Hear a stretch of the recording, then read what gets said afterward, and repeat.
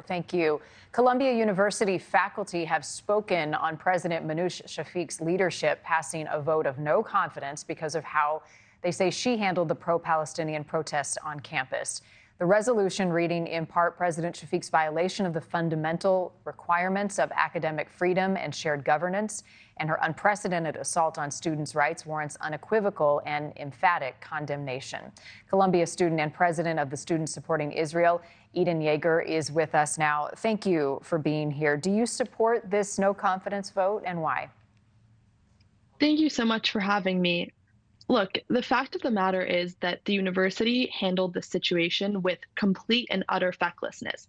That I absolutely agree with. But they did allow their Jewish students to be driven off campus. They canceled in-person classes for the entire student body for the last week of the semester and during final exams, and they even canceled commencement. They effectively cowered to an angry mob of students and faculty that represents really nothing but a vocal and uninformed minority. And I think that that should be the real controversy here. I think it is common sense that Columbia allowed the NYPD to enter campus and clear out what was not just an illegal encampment, but also a violently occupied building at Columbia University that, again, the administration allowed to continue on for days. An administration led by this president, so should she go? I think the issue actually runs much deeper than her. Look, I think, like I said, she has been completely neglectful and incompetent in handling the situation, but it isn't just her. The institution is morally rotten. The Board of Trustees has been completely feckless as well, the University Senate, and of course the students and faculty that are really pushing these protests and riots along. The university and like you said, led by the president, has set multiple red lines that they have not upheld, and that, they have completely neglected to enforce their policies and their codes of conduct over the last 7 months. And so that gave students and faculty the illusion that they could get away with any number of violations of school policy, particularly under the false guise of free speech. But as I said, dissembling an unauthorized encampment that was a hotbed for spreading radicalism, anti-Semitism, and anti-Americanism, and that effectively shut down campus life for all students, as well as deoccupying a building that was violently overtaken by students and even non-affiliates, was the action that's least deserving of criticism. And so I commend the president and her administration for taking those necessary steps. But again, that was the bare minimum.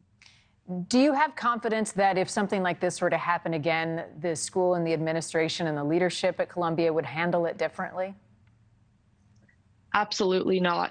I think now they are, as you've mentioned, getting a lot of pressure from people across the spectrum on both sides of the aisle, pro-Israel, anti-Israel, pro-Palestine students and faculty alike.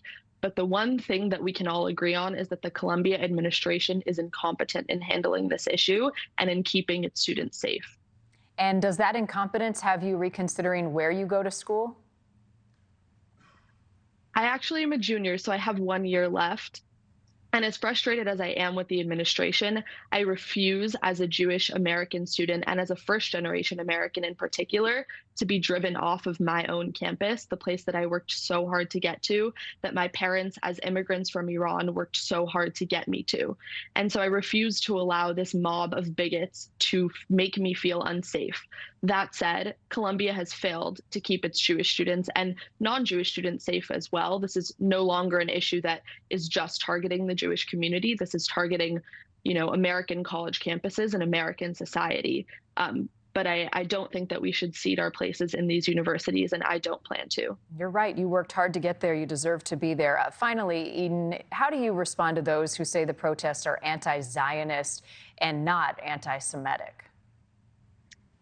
I think we've seen these protests reveal themselves as blatantly anti-Semitic. When they chant for the removal of Zionists from campus, they are chanting for the majority of Jews, for 90% of Jews to be removed from campus. They are calling for Jews to go back to Poland. They've thrown rocks and water bottles at my Jewish friends. Jewish students have been stalked, spit on, and chased for wearing Jewish star necklaces not symbols of Israel, but Jewish star necklaces. Thank you for watching. Go to newsnationnow.com to find NewsNation on your television provider. And don't forget to click the red subscribe button below to get more of NewsNation's fact-driven, unbiased coverage.